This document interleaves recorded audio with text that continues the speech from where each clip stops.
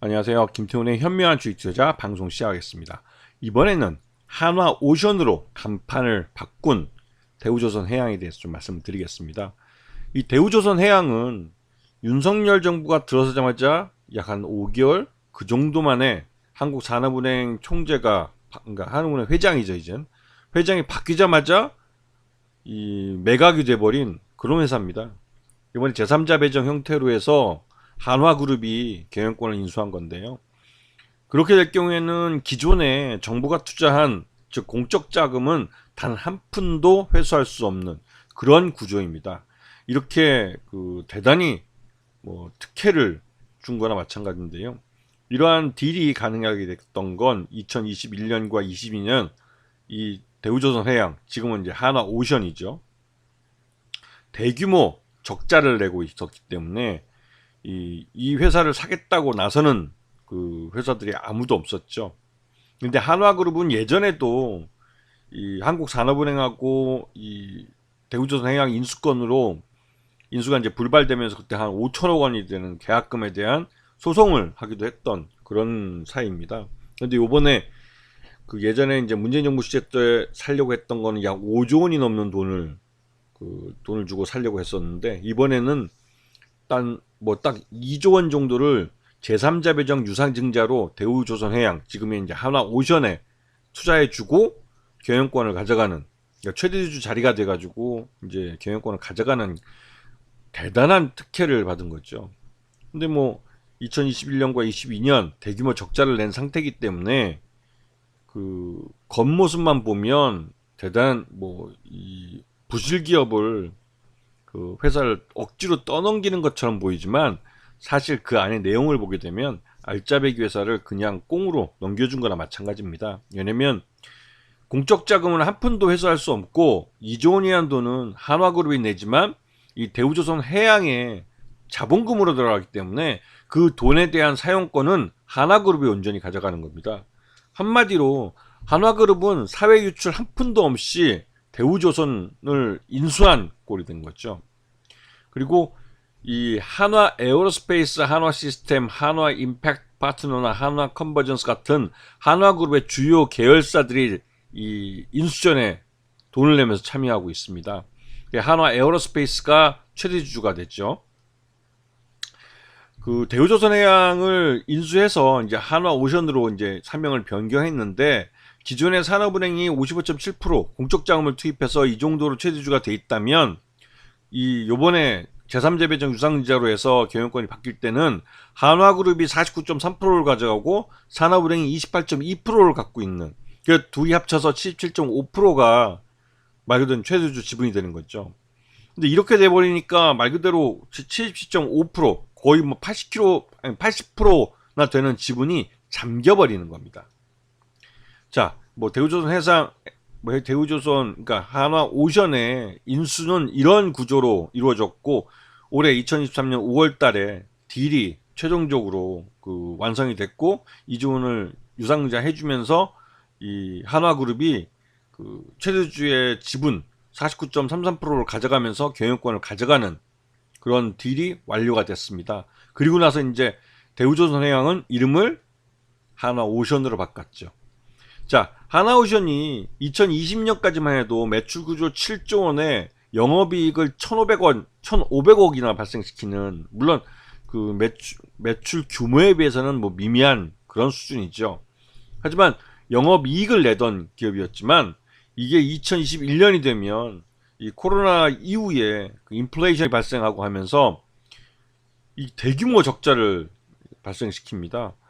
그때 이제 영업 손실이 1조 7천억이 발생했고, 그 다음에 2022년에는 1조 6천억이나 발생해서 거의 자본 잠식까지 들어갈 판이 되었죠. 그리고 올해는 경영권이 인수된 이후에 1분기 실적이 나왔는데, 매출 1조 4천억에 영업 손실 628억이기 때문에 2분기 때는 영업 흑자가 날 수도 있는 가능성이 높은 상황이 벌어졌습니다. 특히나 인플레이션에 대한 우려가 낮아지면서 철광석이나 후판 가격에 대한 협상이 잘 됐고, 그에 따라서 원재료 가격이 안정세를 보이면서 실적이 빠르게 개선되고 있는 모습이죠.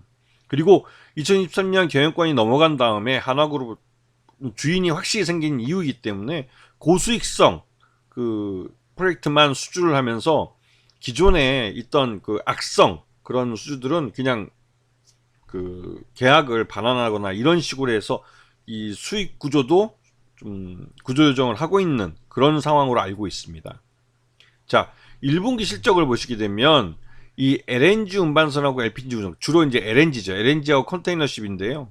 이쪽이 전체 매출액의 76%를 정도를 차지하고 그 위에 해군이나 잠수함, 방위산업지 이쪽이 22.6% 정도를 차지합니다. 그리고 예전에 대우조선해양에 가장 큰 부실을 안겨줬던 이 해양 특수성 같은 경우는 대부분 이제 그 사업을 정리를 해버린 상태이기 때문에 이쪽에 이 20% 정도 되는 이 매출 구조는 대부분 이제 잠수함이나 수상함 같은 이 방위산업 쪽에서 발생한다고 볼 수가 있는 거죠. 자, 1분기 실적을 보시면 앞에서도 아까 잠깐 보여드렸지만 매출 외형은 소폭 늘었고 영업 손실도 굉장히 줄어든 상태고, 그다음에 이 분기 손실도 예전보다 확실히 줄어든 모습을 보여주고 있습니다.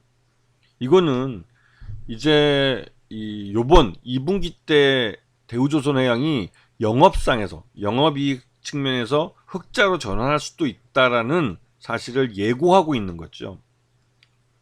그렇기 때문에 실적도, 그러니까 실적이 이렇게 1월 2분기 때 좀 긍정적으로 나와주면서 올해 들어와서 이제 주인도 바뀌고 그러면서 이제 한화 오션이 주가가 이제 계속 오름세를 나타내고 있습니다. 다른 그 조선사보다도 이 한화 오션이 더 빠르고 주가에서 회복 속도가 굉장히 빠르게 나타나고 있는데요. 특히나 이제 가장 그 비중을 많이 차지하는 원재료에서 비중을 많이 차지하는 후판 가격이 안정세를 나타내면서 전반적으로 이 한화오션은 수익이 점점 늘고 있다고 볼 수 있는 그런 종목이기도 하죠. 그렇기 때문에 이 예전에 대우조선 해양일 때도 그 수주를 많이 해놨었는데 그 중에서 2023년 들어서 한화그룹 주인이 바뀌고 나서는 더더욱 알짜배기 사업만 수주를 하고 있기 때문에 한화오션 같은 경우는 실적이 확실히 좋아질 가능성이 커요. 그래서 지금 이 주가는 이미 한화오션이 흑자 전환했을 때를 반영하고 있는 겁니다. 이렇듯이 주인이 바뀐 기업 같은 경우는 이 경영의 내용적인 면이 굉장히 많이 바뀌기 때문에 특히나 이제 이런 한화그룹처럼 확실한 주인이 들어선 이런 그 예전 부실 기업이죠. 이런 기업을 확실한 주인이 들어섰을 경우에는 경영이 안정이 되고 그에 따라서 손익도 좋아지는 그런 구조를 나타내기 때문에 이런 종목은 말 그대로 장기적으로 우상향할 가능성이 높기 때문에 이 뭐 장기 투자를 해도 충분히 좋은 수익을 낼 수 있다고 생각이 들죠. 특히나 이제 한화그룹이 예전부터 대우조선해양에 대해서 지금 이름을 바꾼 이제 한화오션이죠. 이 회사에 대해서 굉장히 탐을 내고 경영에 대해서 의욕을 갖고 있었기 때문에 어떻게든 이 회사를 긍정적으로 좋은 회사로 만들 가능성이 크죠. 그런 부분을 그 감안을 해서 이 하나오션에 대한 투자 포지션을 잡아주셨어야 된다고 생각이 듭니다. 예전에도 한번 제가 그 M&A에 대해서 이게 제3자 배정 유상자로 되는 게 굉장히 특혜가 된다고 방송을 한 적이 있었는데요. 그리고 그 이후로 꽤 상당히 시간이 지났는데 역시나 그 여전히 이제 영업 손실을 보고 있는 기업이지만 시장에서의 평가는 대단히 긍정적으로 바라보고 있다는 걸 주가가 보여주고 있습니다. 그래서 이 종목을 잘 공부해 보시면 나중에도 이런 경영권이 바뀐 종목들에 대한 투자할 때 좋은 아이디어를 받을 수 있을 겁니다. 자, 오늘 방송 여기서 마치겠습니다. 감사합니다.